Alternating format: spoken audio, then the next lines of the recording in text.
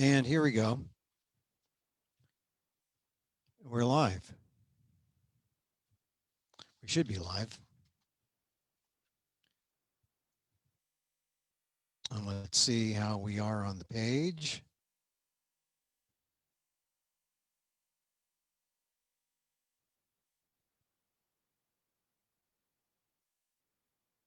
Hi, everyone. If you're there, I'm live, and here we are.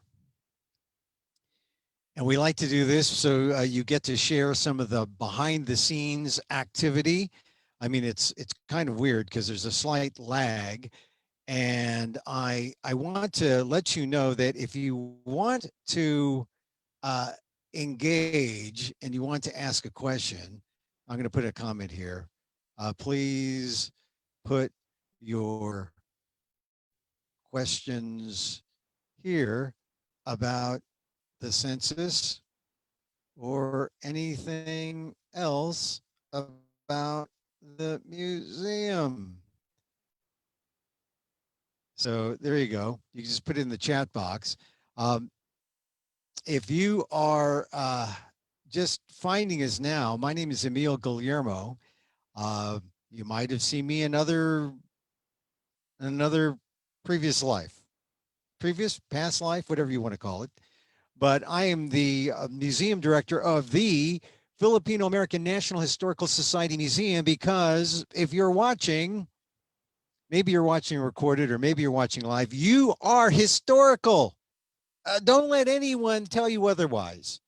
I mean, honest to God, you are historical. You're here. You're one of 4 million Filipinos, possibly more. 4 million. That's at least the ones we count, the ones who've stepped forward to count. And that's sort of the subject of today. We want to talk about the census at noon. But I do this little preamble for those of you who are early risers. You know, Filipinos aren't known to be the early birds, but some people they just happen to be on Facebook and they see this thing and they say, "Oh, let's click. What is Emil doing now?" It's noontime on the Pacific Coast. You may be wherever you are, East Coast, Texas, Midwest, wherever, and dialing in. We said we were going to do these virtual museum pop-ups, and here we are, another virtual museum pop-up. I'm your virtual museum. Well, actually, I'm the virtual museum director and also the real museum director of the Filipino American National Historical Society Museum. It's in Stockton, California. I'm not in Stockton now because I can't. We were closed. We're closed. They closed us down because of COVID. But we don't have to be closed. And we're here virtually because we care about you. So this is the museum. And this is a public square of sorts. If you're Filipino, you come here.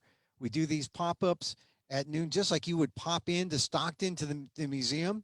I'm sure you drive to Weber Avenue at the old Newberry building in Stockton just to say hi. Come say hi to Chris and Terry and all the people there. You do that, right? Even though you don't live in Stockton, you drive 90 miles from the Bay Area, or 500 miles from Southern California, or maybe 3,000 miles from New York, or wherever you are. You'd want to come to the museum, and we would be there and saying hi. And this is your public square. This is where we have our gatherings on the weekends. We come talk about Filipino American history. And the idea of these pop-ups is to have something called This Week in Filipino American History, which I guess we can make into an acronym. This Week in Filipino American. TWIFA? We're going to have a TWIFA. Forget the Olympia. We're having a TWIFA party this week in Filipino American history. We did a little bit of that yesterday when we talked to Dan Gonzalez and we talked about the conventions and where Filipinos, and we continued the conversation, not in a partisan way, but talking about how Filipino politics has evolved and how much of Filipino politics depends on one eye on Washington, D.C., but one eye also on the ancestral homeland, the Philippines. And not necessarily Manila. It could be your province, be it Lawag to the north, Mindanao to the south, the Visayas in the middle. That is a part of us here still to this day. So I hope you catch the recording on our FANHS Facebook page of my discussions with Professor Dan Gonzalez. They're interesting. Today, we're going to talk about the census. And like I said, this preamble is to talk about all the things we've talked about. And then at 12, we will get into the census. And if you want to ask a question, please go to the chat box and enter in your question. And we'll just, we'll engage. This is about engagement. Like I said, we've been shut down because of the quarantine, because of COVID-19. And even as we try to open up again, museums are still fourth tier. And unless we are an outdoor museum, we're not opening. And we're not an outdoor museum. We're not like an arboretum where we share, our favorite saluyot growing strategies. How's that? How's that for being Filipino? Let me tell you how to grow your saluyot. It's you can, if you grow your own saluyot, you can save pennies. Yeah. So the the whole idea of these public squares, we come together, we talk about real Filipino things, right? And we're going to talk about the census. But like I said, I'm just doing this preamble here because I said we're going to start at 12, and I have 11:58 according to my timer here. So let me talk about some other things. They're kind of not very pleasant. Well, they are pleasant. They're Filipino things. I sent an email to my sister. She lives in the city, and she said, "Did you see what happened to Perfecto's brother?" I said, "Oh, Perfecto's brother? No, well, what? He died." And this now makes the third death during COVID. And it doesn't matter if he dies of COVID or what. It's under COVID because the restrictions are there. You can't see them, you can't touch them, you can't go to the funerals. It's just a COVID death, COVID era death. Fortunately, if they don't die from COVID, they don't have the extreme, things that happen when you have COVID. But so my sister says on the email, check out the news. Antonio's death's in the news. And in fact, yeah, Antonio died early Saturday morning. He was driving a Muni bus. He's a Muni Bus Driver. And he had some kind of attack. He was driving the 24 to Visadero. If you know the city, that's our long bus. That's a long bus route. Goes from the marina all the way down to, the other parts of the city, the 24. It cuts across the city, right? And it's early in the morning, like maybe 12, 1 o'clock, something like that. When the journalists say early in the morning, that's what they mean. And somehow he had some kind of attack. He drove into some parked cars. They took him to the hospital and he died. So Antonio Kahilig, he's my cousin's husband's brother. That's the Filipino part, because we honor all of that. I mean, that's family. My cousin's husband's brother. So we pay our respects, at least my family, and maybe you can recall a recent death of someone during this COVID era. Antonio Kahilig, he was a Muni bus driver in San Francisco. He drove the 24. They don't know how he died, but it was newsworthy, made the news, crashed into some parked cars. No one was hurt except Antonio. So Perfecto's brother, the husband of Carmen, my cousin, Carmen's husband's brother, condolences. It's sad. It's tragic. And, prayers, always prayers. This is part of being Filipino under COVID, right? How many times have you had this kind of experience, whether it's a death through COVID or just under COVID? Like I said, this is the third time for me. And it's it's sad. But I was watching the Republican National Convention. I know a lot of people were. Maybe you're a Republican and watch it. Maybe you're not a Republican and didn't watch it. But if you didn't watch the whole thing, and I watched the whole thing because I watched because it's an occurrence, it's a happening, it's a news thing. And I'll be darned. There was, if you didn't watch the whole thing, you missed the most Filipino part of the Republican National Convention. At the very end, Donald Trump is looking up. He's standing at the podium from the South Lawn looking up to the Blue Room balcony. And he's seeing an opera tenor sing Ave Maria. Oh my God. Ave, he's singing Ave Maria, the tenor. And there's Trump and his family looking at the tenor.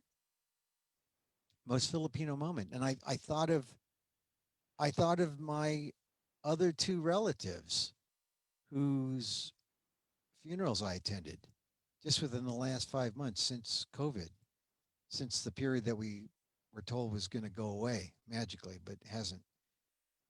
My Ate Esther, my cousin Ted, their funerals.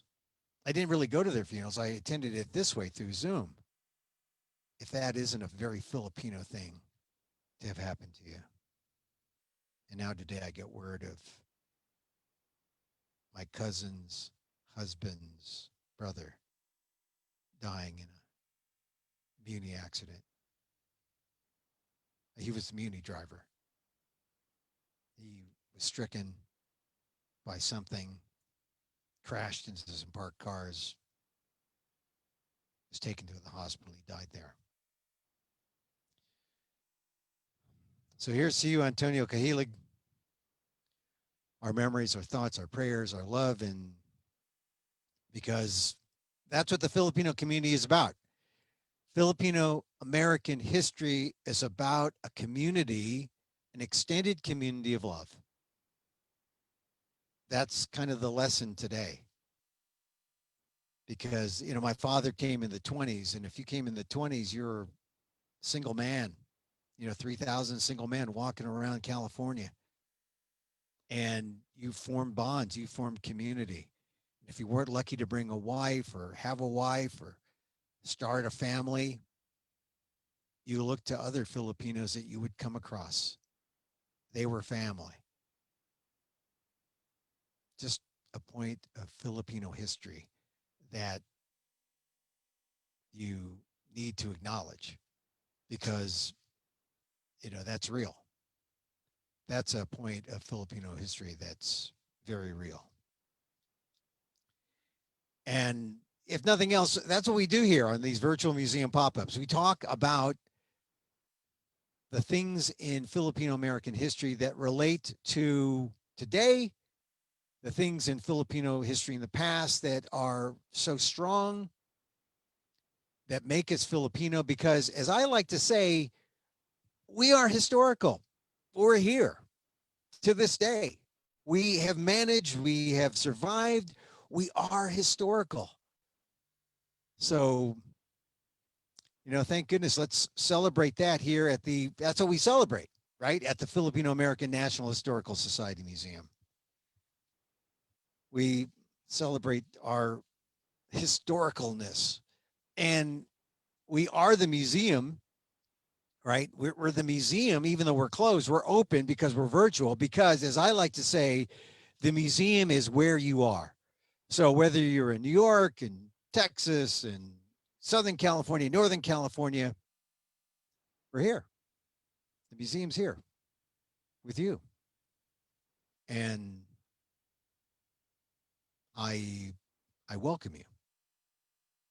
So let me tell you, I said I was going to talk about the census. Also, let me tell you that we're going to do an Ask the Museum Director thing, and you can ask me any question. Just put it in the box here. I see there's some people already saying, you know, they're saddened by the story of Antonio, the Muni driver. But, you know, it's real. I mean, I don't know the details of his death. He was driving. He went to work. So that was positive. I mean, but he crashed. I don't know his build, his physical build in terms of like if he had some kind of underlying thing, but yeah, it's sad. And of course, as a family, we'll all come together. And I know that I say this story to you because I know that I'm not the only one who's undergone these things where something has happened. There's a family member.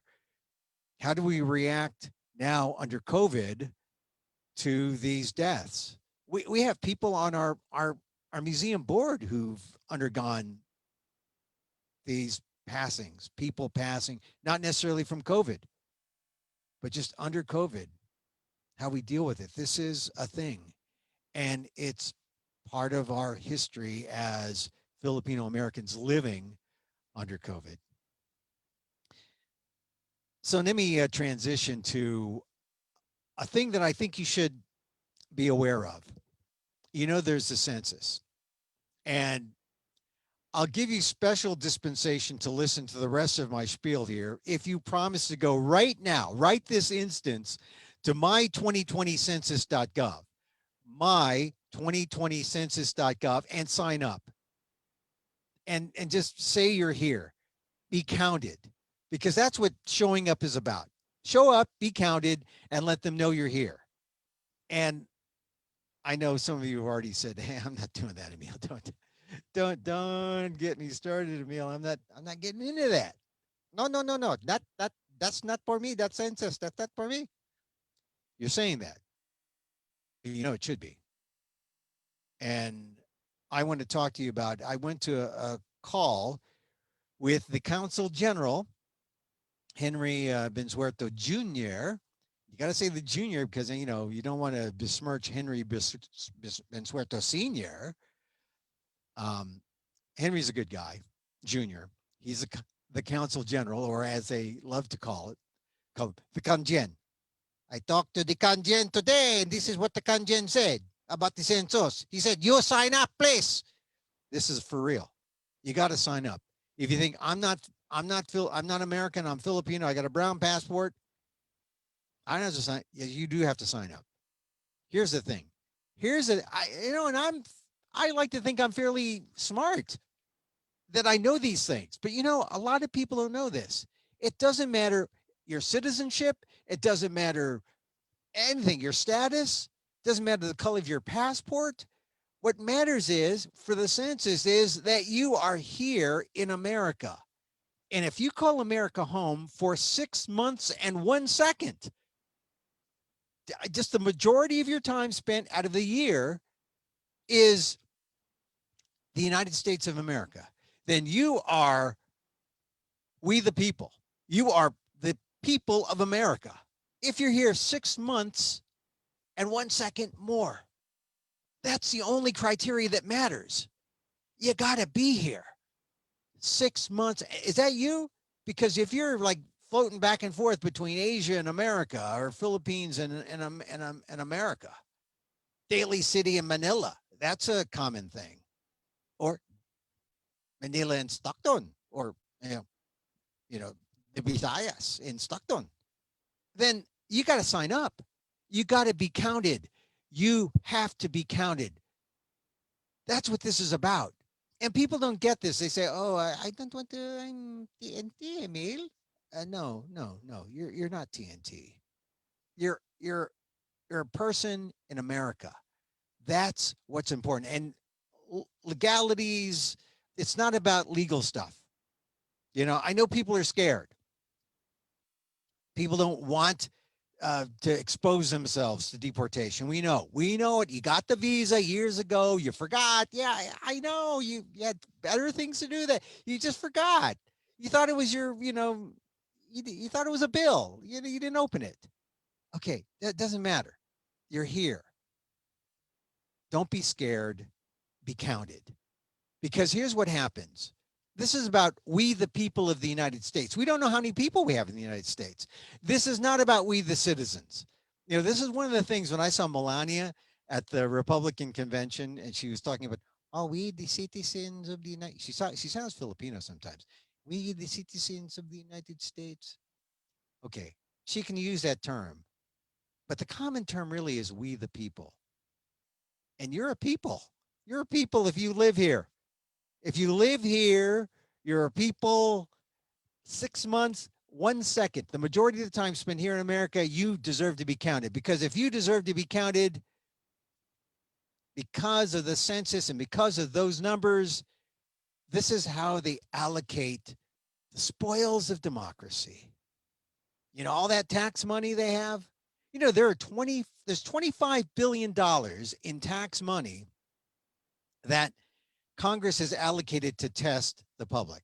It's sitting at HHS. And this is reported in the Wall Street Journal last week.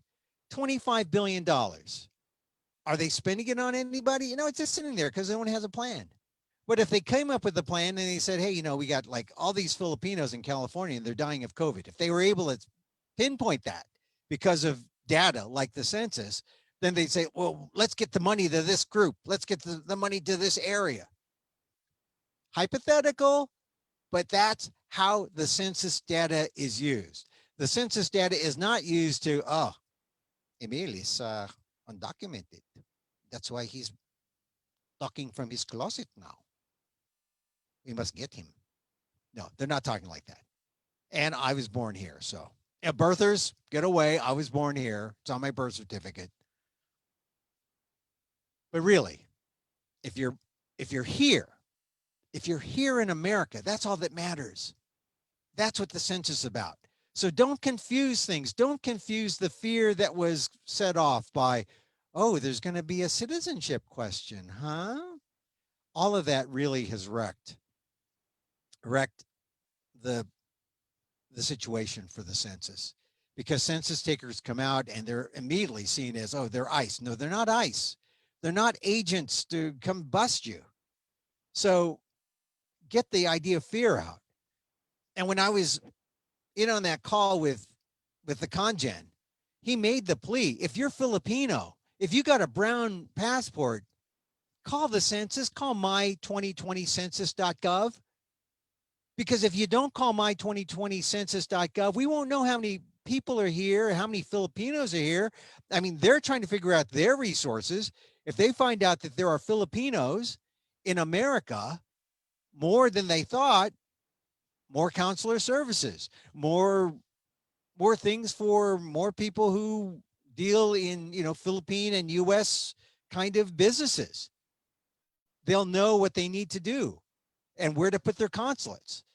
And if all the Filipinos are in the Central Valley, they'll put a consulate right here. They won't make you drive 90 miles to San Francisco. I'm just saying, this is from the congen's mouth. He was saying, everyone, if you're Filipino, if you're a green card holder, if you don't have if you have a brown passport, if you this is not about your status. This is about just being a person in America. Now that really surprised me. I'm a professional news guy, and no one has ever explained the census like this to me. So please go to my2020census.gov. Sign up, be counted, get what you deserve. Look, I know still people are saying, Emil, I got to give my address. Look, they already know you're here. They got some document out there saying that we've lost this guy, this person. You're not giving yourself up if you get counted. If they use this to deport you, the courts have protected you because the feds cannot use census material. My understanding, they can't use, the courts have protected people from the census data being used by law enforcement to deport you. So please, forget the fear element.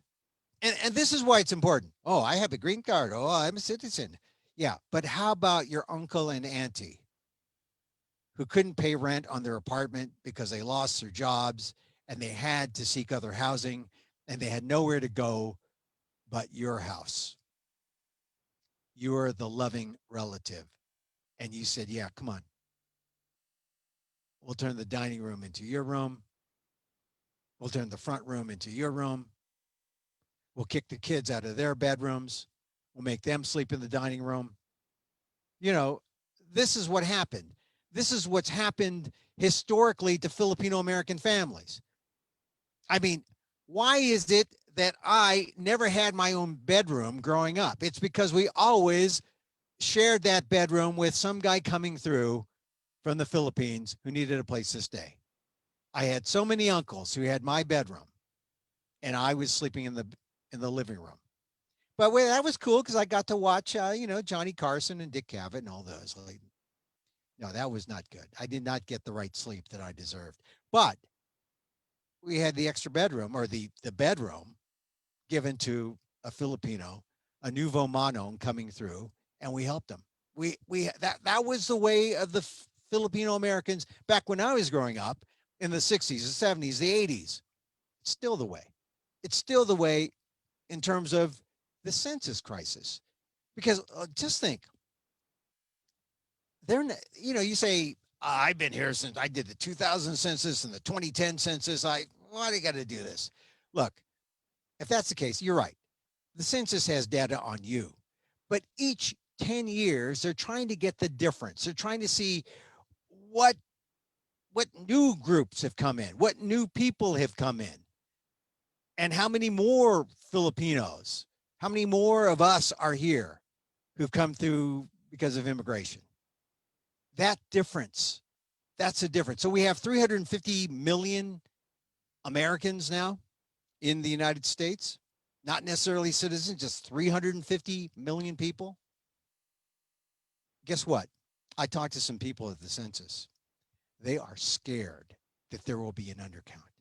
They are scared that there will be an undercount where they won't know how many Asian Americans, let alone Filipinos, because people are scared and won't come forward. They know that Asian Americans will be the biggest undercount in the census. They know that already. They're practically done counting the people that they know.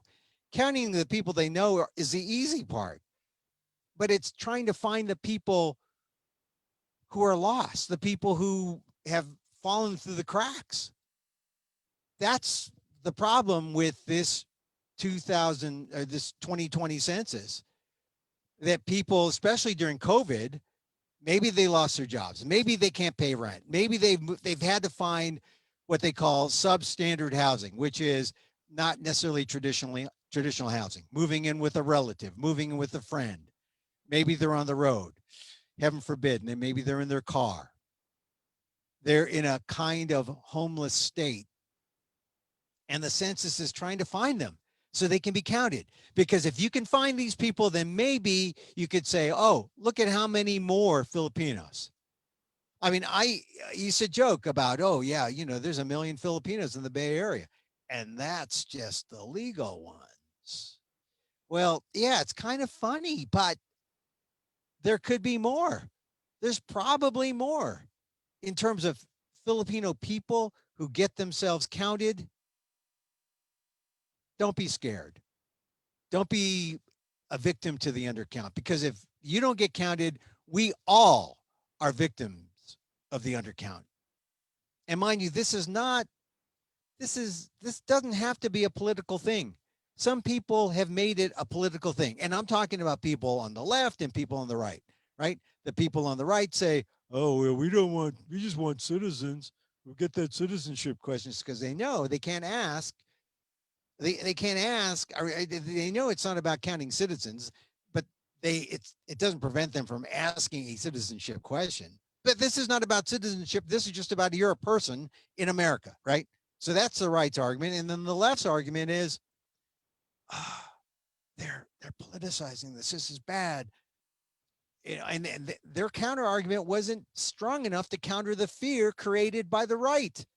So what we have these enumerators, these census takers, these poor census takers going out there just trying to count people. It should be easy. It should be easy to count people.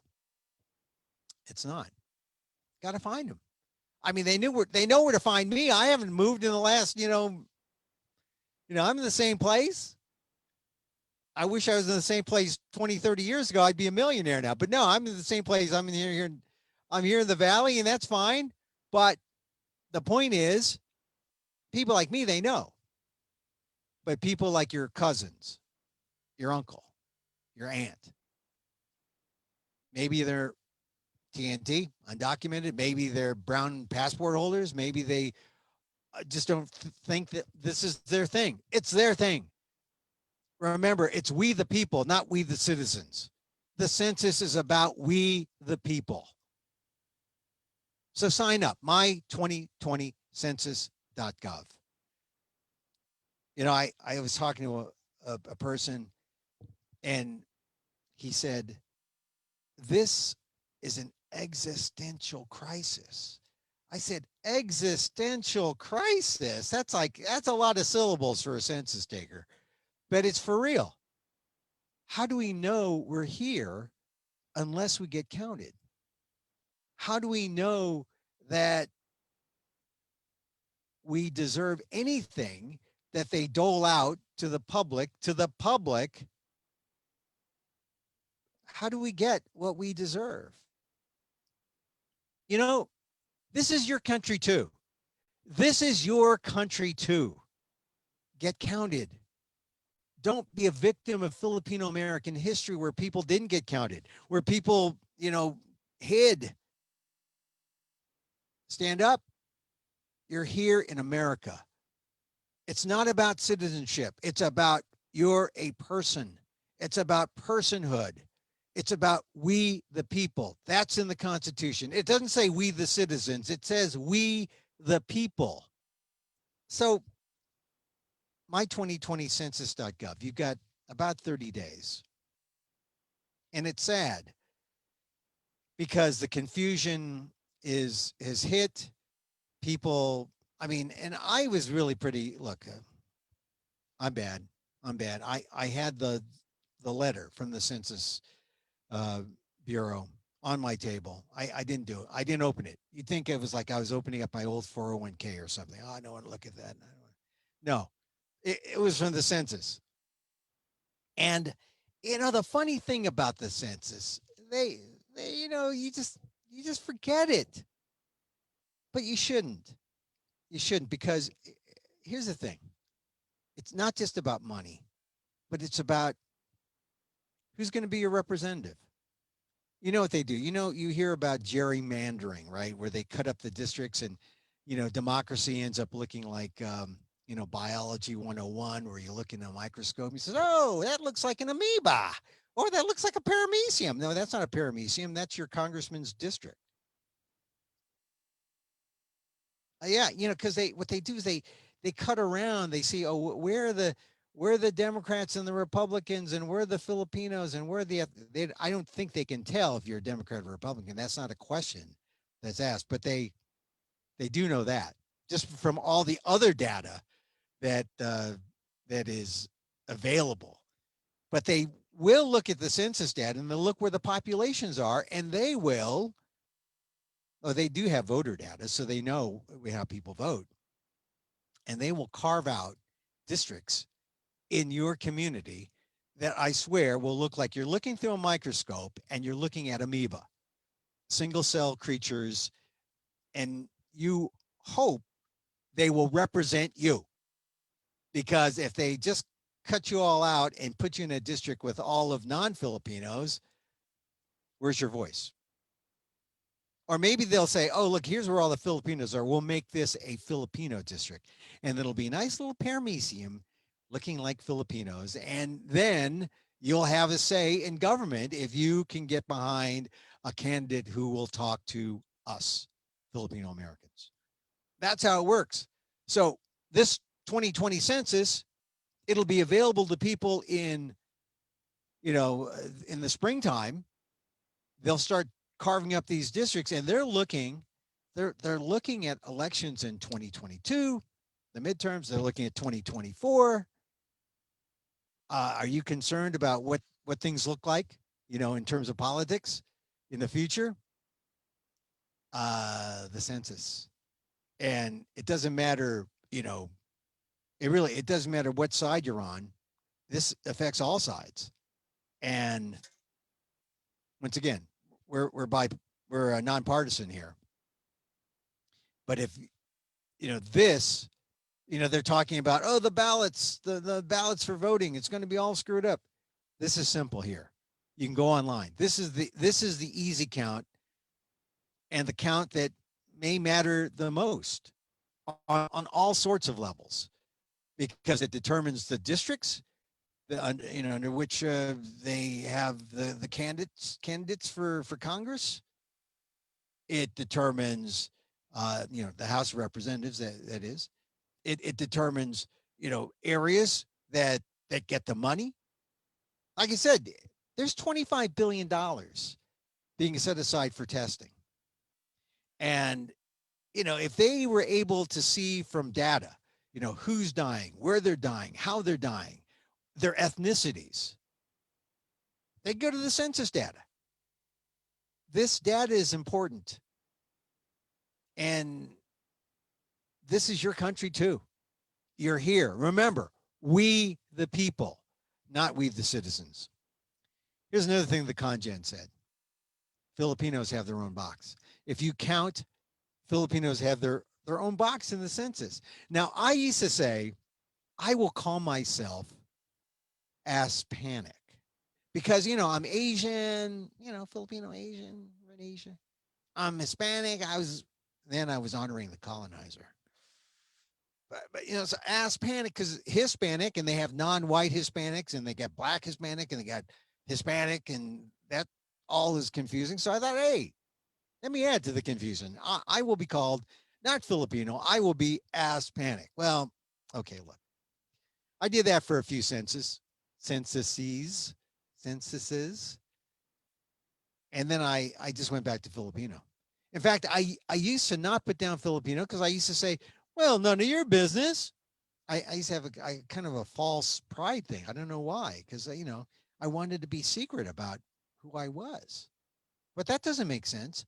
There's a reason why. Maybe it's because when people ask you for your race or ethnicity, usually it's a negative thing.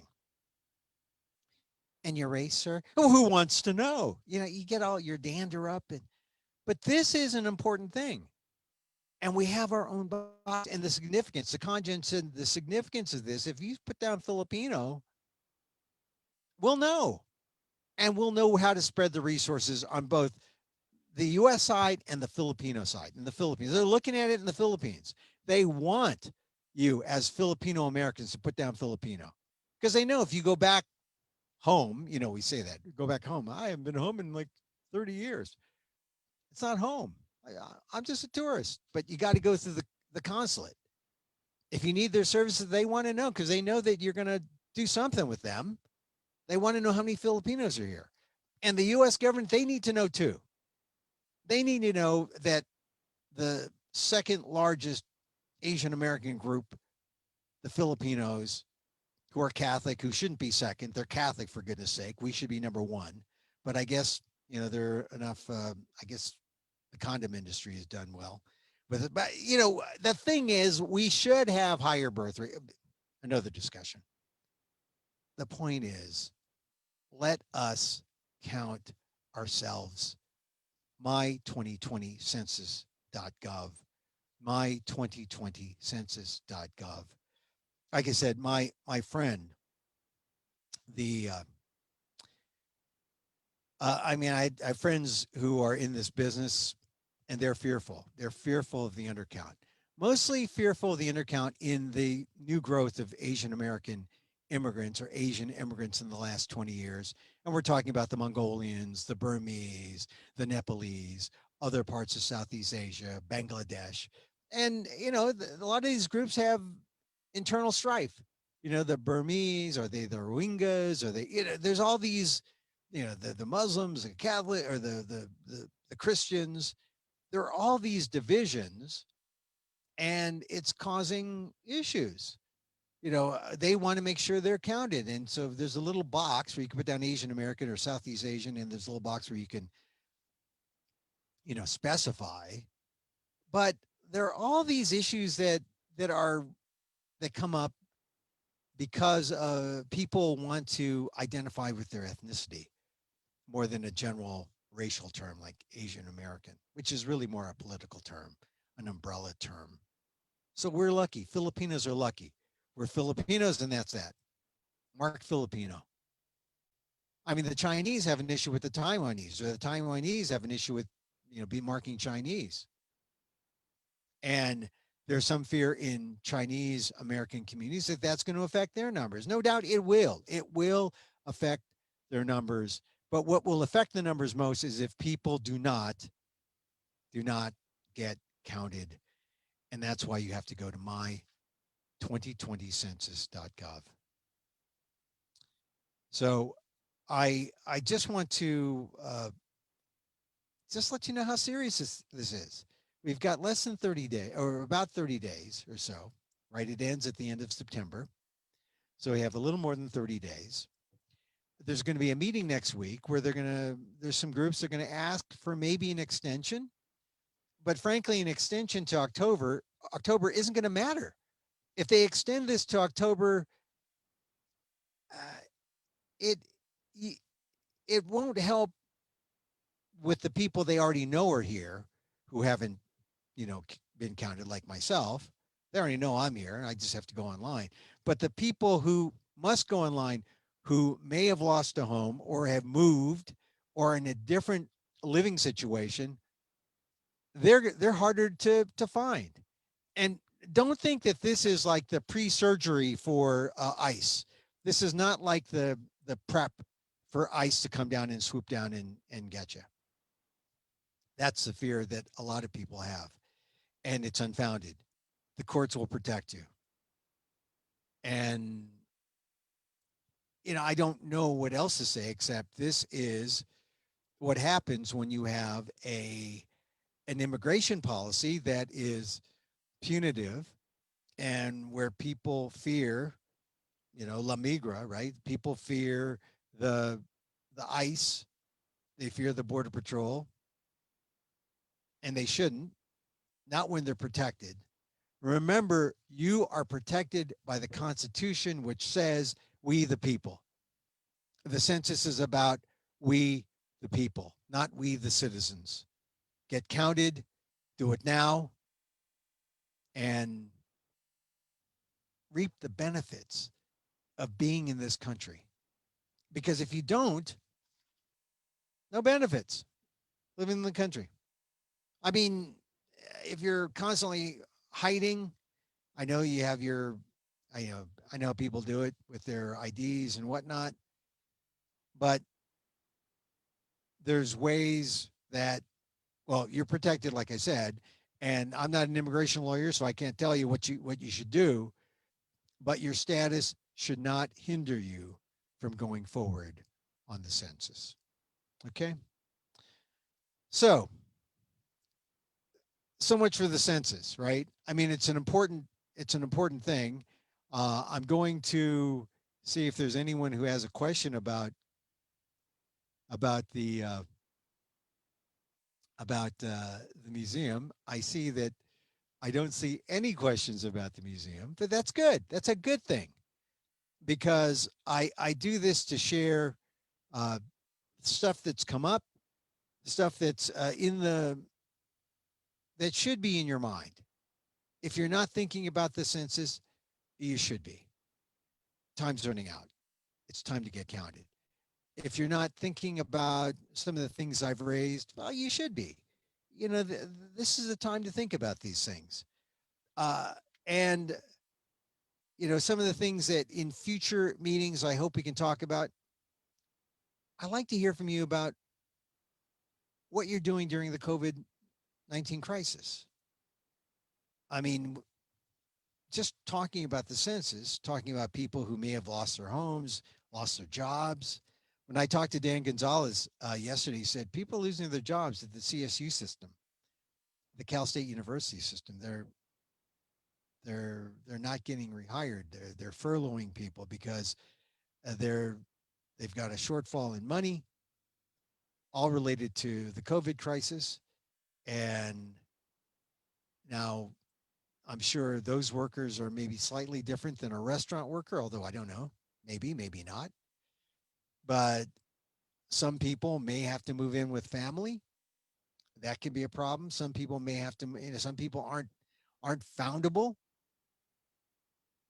uh, all because of what's happening here. So what's happening now during the COVID? This is a thing that we're living history right now, all of us, how we're doing our lives, how we're adjusting. And if we do not document what's happening, I mean, 20 years from now or 100 years from now, your forebears or will say, or I guess they'll be after bears, right? The forebears are the first ones. Your your your heirs will be saying, I wonder what Nana was doing during the COVID crisis when she was quarantined all this time. We know what Lola was doing. He was wearing this funny hat and talking on Zoom. I'm only wearing this funny hat because I can't see my barber yet, and my hair is so long. But I've discovered the tabao. It's you know, it could be a necktie, could be someone's underwear. I mean, it just keeps my hair in place. But people will want to know what did the Filipino Americans do during the COVID crisis, and we could talk about that. We can talk about our stories, and we can tell our stories here on Facebook Live, on our recordings.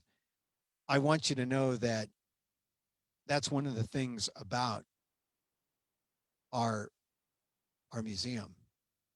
Our museum is directed by our stories. It's not directed by someone who's looking at us and saying, "Oh, look at these cute Filipinos." I was at a number of museum seminars over the last 6 months. I mean, this is my COVID period, right? In January, I joined the FANHS Historical Society Museum Board. February, I say, oh yeah, I'll be museum director, sure. March, we get shut down. That's been my career path. Look, we're all volunteers at the museum, but the point is, as I was learning about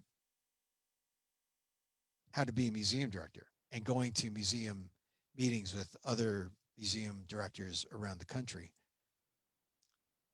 they admitted that museums are a traditionally colonial thing. Who decides what gets put into the museums? Who decides what stories are told? It's generally from a colonial perspective, a colonial point of view. And this turns that on its head. This is us, the Filipino Americans, telling our stories, not going through a colonial filter.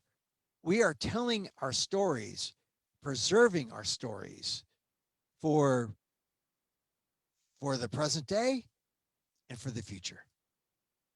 That's why it's important that you're here. That's why it's important that the museum is where you are.